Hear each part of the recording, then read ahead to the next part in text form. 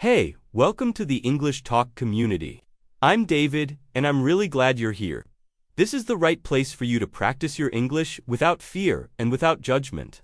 Today, we're going to talk about something that almost every English learner feels at some point: fear. The fear of speaking, the fear of saying something wrong, and the fear of not being understood. If you've ever felt nervous, shy, or even frozen when you try to speak English, you're not alone. And, more importantly, it's not your fault.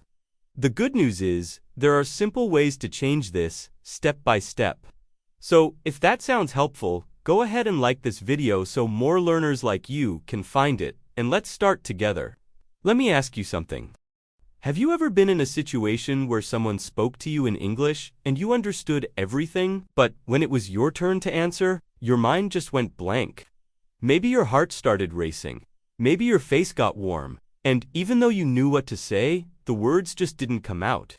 Or maybe you've practiced alone, said a sentence perfectly, but when it's time to talk to a real person, you suddenly feel like a beginner again. If that sounds familiar, let me tell you, you are not alone. In fact, this happens to more people than you can imagine. People who have studied for years, people who read well, listen well, and even think in English, but when they try to speak, fear takes over. It's not because you're bad at English. It's not because something is wrong with you. It's because your brain is doing what it's designed to do: protect you. It wants to avoid embarrassment. It wants to avoid mistakes.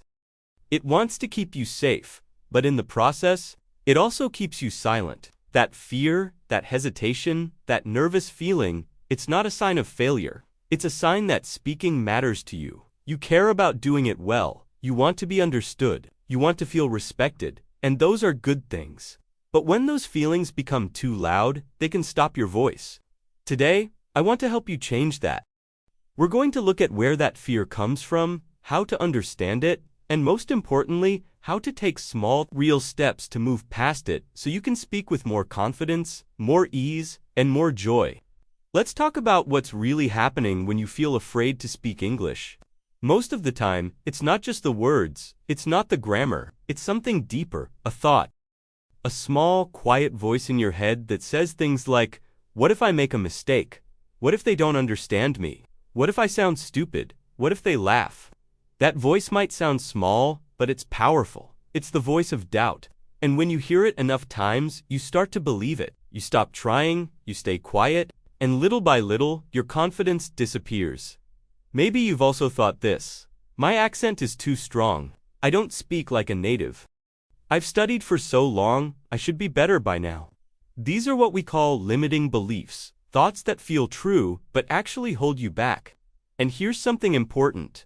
Those beliefs didn't start with you. They come from years of pressure. Pressure from school, pressure from society, pressure to be perfect. But perfection is not the goal. Connection is. When you focus only on sounding perfect, you miss the real purpose of language: communication, sharing your ideas, expressing who you are, connecting with others. You don't need perfect English to connect. You need real English, your English, and the courage to use it. So the next time one of those limiting beliefs shows up, notice it, hear the voice. But don't believe everything it says. You're not broken, you're learning. And learning takes time, patience, and a little bit of bravery every day. Now, let's take a closer look at this fear. Because fear is tricky, it hides. It wears different masks. Sometimes it sounds like logic. I'm just not ready yet. I need more vocabulary before I speak. I'll wait until I feel confident. But here's the truth. Fear is not about English. It's not about grammar. It's not about how many words you know. Fear is about confidence. And confidence isn't something you magically have, it's something you build. Think of fear like a signal. It's your brain saying, this is new, this is risky, be careful. And that's not bad. That means you're doing something important, something that matters to you. And here's another truth. Just because you feel fear doesn't mean you should stop. Fear doesn't mean don't do it. Fear means this is different. You can feel nervous and still speak. You can feel unsure and still try. You can feel your heart racing and still take action. That's how confidence is built, not in silence, but in motion. Imagine confidence like a muscle in your body. You don't wake up one day with strong muscles. You train them, you use them, and yes, at first it feels uncomfortable. But the more you use the muscle, the stronger it gets. Speaking English works the same way. Every time you speak even one sentence, you are training your confidence. Every word is a repetition. Every try is progress. And even when it feels scary, you're moving forward. So don't wait to feel brave. Bravery isn't the absence of fear. Bravery is moving forward with fear and doing it anyway. So now that we've talked about fear, where it comes from, how it sounds, and why it's not the enemy, let's shift gears. Because understanding fear is just the first step. The next step is action. You don't need to be fearless to speak. You just need the right tools, small, simple strategies that help you build confidence little by little. Not with pressure, not with perfection, but with consistency and kindness. And that's exactly what we're going to do next. Let's look at what actually works, even if you feel shy, nervous, or unsure. Let's start with the first technique. It's simple, but powerful. Technique 1. Start small, but be consistent. You don't need to give a long speech in English tomorrow. You just need to take one small step and repeat it. That could be speaking for 1 minute a day, thinking in English for 30 seconds, reading out loud for 5 sentences, or saying a short phrase to yourself in the mirror. Why does this work? Because confidence grows with repetition. The more you show up, the less scary it feels. It becomes part of your routine, like brushing your teeth. You don't think about it, you just do it. And when English becomes normal, your brain feels safe. That's when fear starts to lose power. Technique 2. Focus on progress, not perfection. One of the biggest blocks is the belief that you need to speak perfectly. No mistakes, no pauses, no accent. But let me tell you something that changes everything. Mistakes are not the enemy. Perfection is when babies learn to walk. They fall over and over. But no one says, well, I guess walking's not for you. Falling is how they learn balance. Just like mistakes are how you learn flow. Every time you speak and get something wrong, your brain learns. You remember, you adjust, you improve. So, don't avoid mistakes, welcome them. They are signs that you're doing real work. They are signs that you're learning. Technique 3. Don't wait for confidence. Create it. Many learners say, I'll speak when I feel ready. But here's the truth. You don't wait for confidence. Confidence waits for you. It comes after action, not before. The more you speak, the more your brain says, hey, I survived. That wasn't so bad. And each time, your fear shrinks just a little. It's like building a house. You don't wait for it to appear. You lay one brick, then another, and slowly it becomes a home. Your confidence works the same way, one sentence at a time. Technique 4. Be kind to yourself, always. This one might sound soft, but it's actually the strongest tool you have. Sometimes the biggest enemy isn't outside, it's inside. It's the voice that says, I'm too slow. I'll never get better. I'm not good at languages. That voice is not your friend, and it's not the truth. So, instead, speak to yourself the way you'd speak to a close friend. Say things like, it's okay to be nervous. I'm learning, and that's enough. I'm doing something brave today. Self-kindness is the fuel of confidence. It gives you the strength to try again tomorrow. These 4 strategies may seem simple, but done daily, they're powerful. They don't just change how you speak, they change how you feel about speaking. And when that changes, everything else follows. Before we move forward, I need to tell you something important. There are certain habits and thoughts that quietly destroy your confidence, even if you're practicing every day. Let's talk about them, because once you see them clearly, you can take your power back. Maybe you follow English creators on Instagram, or you watch YouTube videos with people speaking fluently, and you think, I'll never sound like that. But here's the truth. You're comparing your beginning to someone else's middle, or even their finish line. You don't see their mistakes, their struggles, the time they spent practicing. You only see the result. And that creates pressure that kills your motivation. Instead of comparing, get inspired. Watch fluent speakers not to feel small, but to remember what's possible. And compare only with your past self. Am I better than I was 1 month ago? That's the question that matters. Many learners spend years studying, listening, reading, but never speaking. They know the words, but their brain doesn't feel safe with sound. Speaking is a physical skill. Like playing piano or riding a bike, it lives in your body. not just your brain. If you only study silently, you build knowledge, but not speaking reflex. So when the moment comes to talk, your brain freezes. That's not fear, that's unfamiliarity. The solution?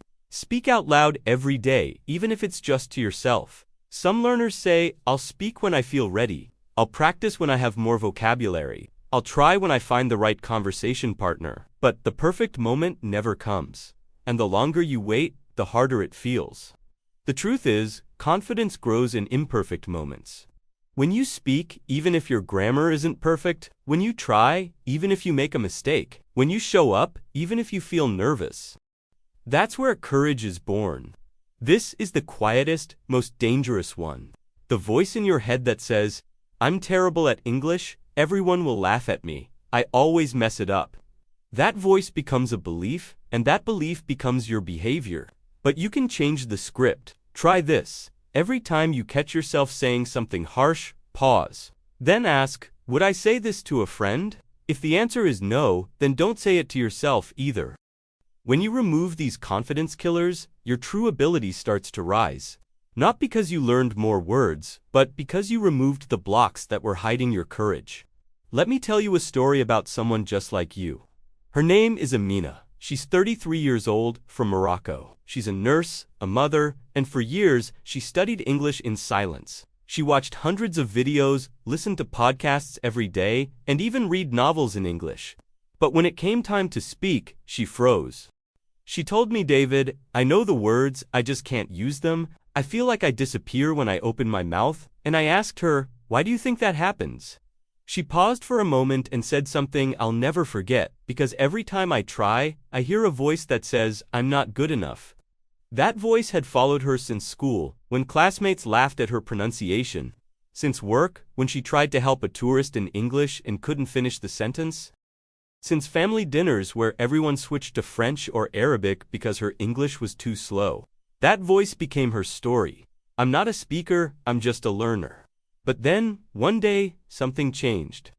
She started practicing just 5 minutes a day, out loud, with no pressure. She used her phone to record herself. She didn't try to sound perfect, just clear, just natural. At first, she hated the sound of her voice. She felt awkward, but she kept going. She wrote short answers to simple questions like, what did I do today? What am I proud of this week? Then she spoke them out loud, again and again. She joined an online English group, not to be the best, but to practice being brave. The first time she spoke in front of others, her hands were shaking, her voice cracked, but when she finished, someone in the group said, you speak with so much heart, that sentence changed everything. Now, Amina still makes mistakes. She still forgets words. But she doesn't hide anymore, she speaks, because she realized something powerful. Confidence doesn't come when you're perfect, it comes when you stop waiting to be. Her journey didn't require more vocabulary, it required more courage. And courage, my friend, is something you build one small step at a time.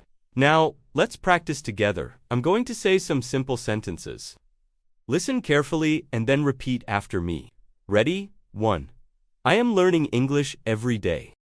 Repeat, I am learning English every day. 2. It's okay to make mistakes. Repeat, it's okay to make mistakes. 3. I can speak English with confidence. Repeat, I can speak English with confidence. 4. Every small step makes me stronger. Repeat, every small step makes me stronger. 5. I am brave because I keep trying. Repeat, I am brave because I keep trying. Great job. The more you practice these phrases, the easier speaking English becomes. Remember, confidence grows with every word you say, no matter how small. Keep practicing, you're doing amazing. You've done something great by being here today, by facing your fear and choosing to learn. Remember, confidence is not about being perfect. It's about showing up, again and again, and believing in yourself.